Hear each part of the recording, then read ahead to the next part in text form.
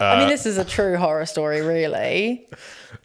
The base of it just is... say it and then we'll work out. Don't run ads with people that have recently died in them. No matter how good your conversion rate is, it's not okay. Don't do it.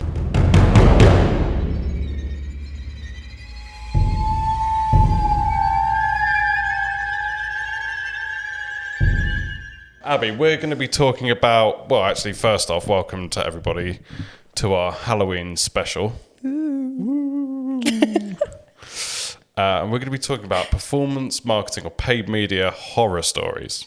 We have a few. And we have a few to go through. But also we're going to put a positive spin on it. So here are the horror stories and here's how to avoid experiencing those horror stories yourself.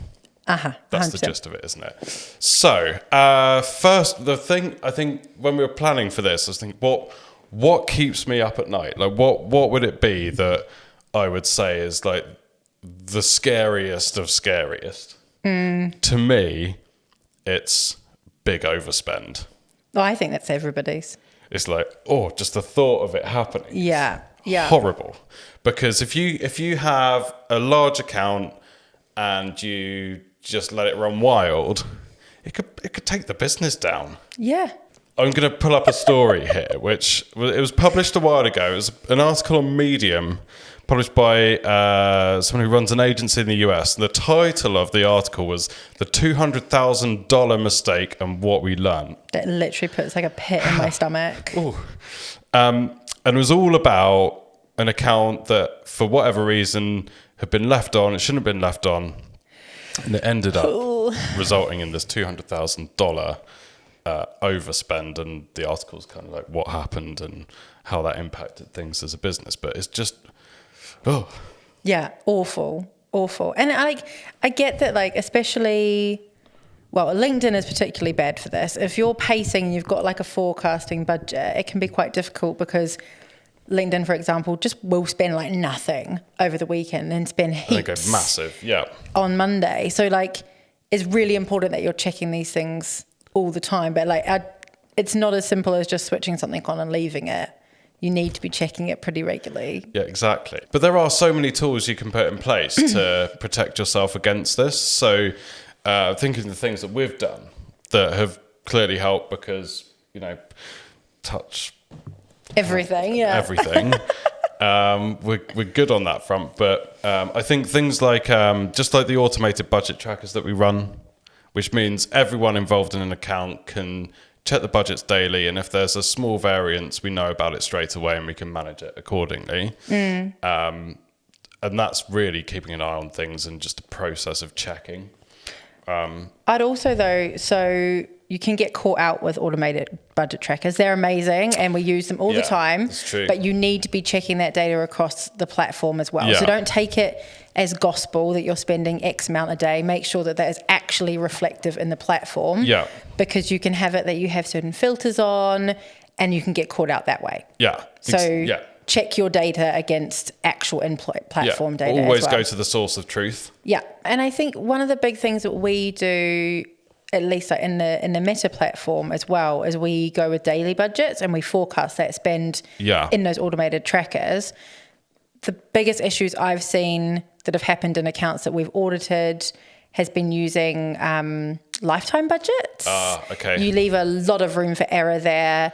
People like, I know a few people, not in overdrive thankfully, but that have thought it was a lifetime budget and it's actually a daily budget and they've spent 35K in a day. Like that kind of thing happens. So have a format that you use, whether you're always using lifetime or you're always using daily, and stick to that because you just there's so much room for error. I'm a daily budget girl. I don't like lifetime. Yeah. They seem to work a bit better as well, actually, in Meta, I think. Well, Meta doesn't like being switched on and off. So if you're saying, you're going to spend 10K, it doesn't like when it gets switched off after that. Yeah, this is true. So that's the first one. The second one, hacks. Not as in like growth hacking, but as in like, oh my God, my account's been hacked and someone spent loads of my money.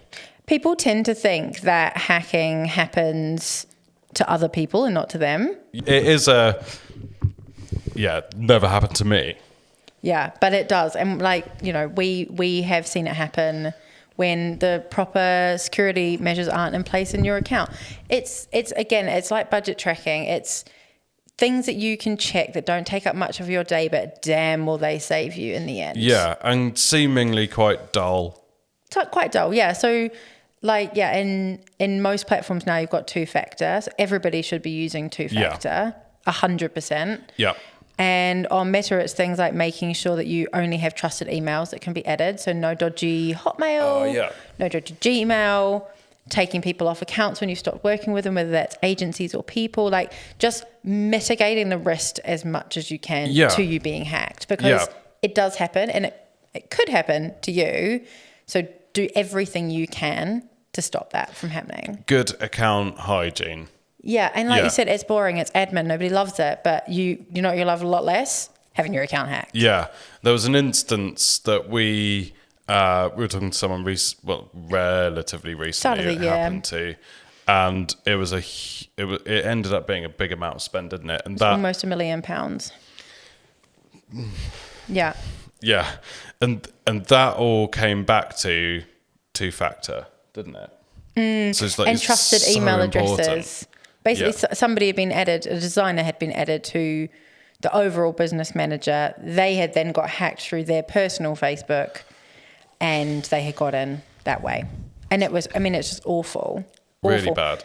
We, managed to get all that spend back, and this is amazing. But they also did it in a way that I've not seen before. So classic hacking is they get access to your ad account, they kick everybody out, and they start spending within your own ad account. So you'll see like weird ads for like odd things that you might buy on like Temu or whatever. Yeah. But this one, they did it in a very clever way in that they got access to the finance admin, and they added lines of credit to outside ad accounts that you couldn't see. So it's not like you suddenly start getting loads of in that case anyway, it's not like there was suddenly loads of transactions on a credit card and then going, oh, hang on a minute, something weird going on. No, it was outside lines of credit that they were racking up, and it was like worldwide, everywhere, for a variety of different things, and that's why it got so high so quick. Yeah, so it's just terrifying, isn't it? And so that's really all about a good account hygiene, two-factor, approved email addresses, take anyone off who doesn't need to be on there, that type of thing. What's the next one?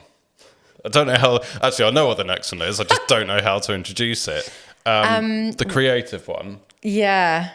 And I mean, this is a true horror story, really. The base of it just is, say it and then we'll work out. Don't run ads with people that have recently died in them. No matter how good your conversion rate is, it's not okay. Don't do it. I feel like it's not something we should have to say, but we do because it's happened. We've seen it. Yeah. Which is just mind blowing. So the example. The example of here was a client quite a while ago, and they were running ads with like a celebrity / national treasure on the creative. Endorsing their brand. There was a collaboration, all that type of stuff, which is great. The campaign was performing really well. That ad was performing really well. Like, it's the best CPA they'd had. It was just, it was great. And then we wake up, read the news, and she'd passed away. Very sadly, passed away. You're like, okay, right, first thing, pause the ads, email the client. Look, guys, we've got to just get this off. I'm sure you've seen the news. Very sad. Pause the ad. Let's catch up this morning. Work out a plan of attack. Plan B. Yeah, exactly. No, keep it on. It's the best CPA we've had. Like, no. You can't. You just can't. No. You're like the comments, the brand reputation, and everything else. They did turn it off, and it was all good in the end. But yeah, that was a bit of a. I can't believe that. Yeah. I can't believe that. I've got a rogue other horror story to do with creative, actually. Go on. We worked with a brand. This was actually when I first started, and they sent through a big campaign to do with breast cancer awareness. Mm-hmm. And I was like, oh, cool. That's amazing. Really cool thing to be doing. Just before we go live with it, I need to understand what proportion of the revenue is going to go to breast cancer awareness, and what are you doing? No, Nothing's going No towards it. donations. No donations, nothing. Like that's not going to come across very well to your... Like people are going to comment, especially when you're advertising on Facebook. People will comment you get and a lot ask, of won't they? comments. Yeah. And they said, no, well, we've put these pieces together and we really want to push it. And I said, okay, well, I've given, in the end, it is the client's decision if they want to do something like that. And they went ahead with it and Sure got enough. absolutely ripped apart. It's- Absolutely ripped yeah. apart. And to be honest, fairly. Yeah. Fairly so. Yeah. There is I think a good sense check of what the comments going to be like on this. It's like actually quite a good way of thinking about it. It's not that comments should be the be all and end all of a bit of ad creative, but it does pay sometimes to think forwards, doesn't it? Yeah. And also when you're doing things, there is I think a relative importance in being genuine. 100%. I think people sometimes think that, especially on paid social, they don't think about that it's just numbers, right? Impressions is just numbers, but it's not. Yeah. It is actual human beings seeing your brand. Yeah. So how do you want to be perceived? Do you want to be perceived as somebody that's continuing to push an ad with somebody that's recently passed away, or somebody, or a campaign promoting breast cancer awareness, but you're not actually donating any money? Like, you need to consider those impressions as people. Yeah. And if you were having a billboard really good. somewhere, would you do that? Probably not. No. And this is a billboard in people's homes that they can comment on and other people can see.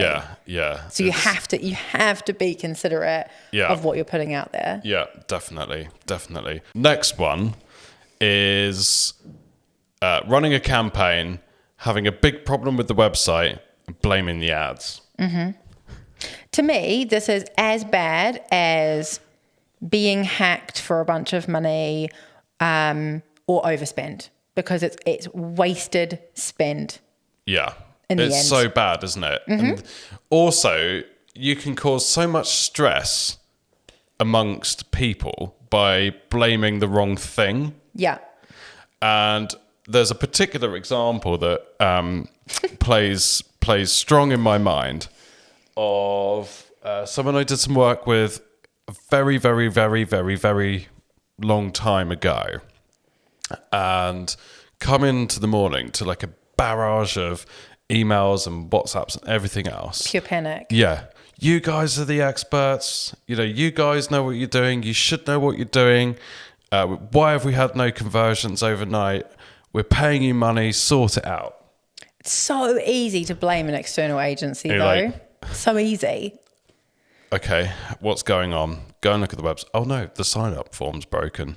Because you made development changes and didn't talk to us about it, and it wasn't checked. Didn't QA it properly. Yeah. And you're like, and by that point, there'd been a whole morning of everyone on the performance marketing team, all their partners, everyone just getting like stress thrown at them, when actually like there was a fix that there was something that just needed fixing, rolling out really quickly. Oh, okay, great, it's converting again. So in summary, make sure your website works. I mean, it's a big one. It's a big one. Try not to overspend, because it's terrifying. Have your catches in place to make sure that it doesn't happen. Yeah, exactly. Be genuine with your creative, and don't run ads with dead people on them. Yeah. Happy Halloween, everybody. Thank you so much for listening. If you enjoyed that episode, please do come and subscribe. Join us for future episodes where we talk about the ins and outs of running paid media and driving improved conversions and revenue for your business. See you next time.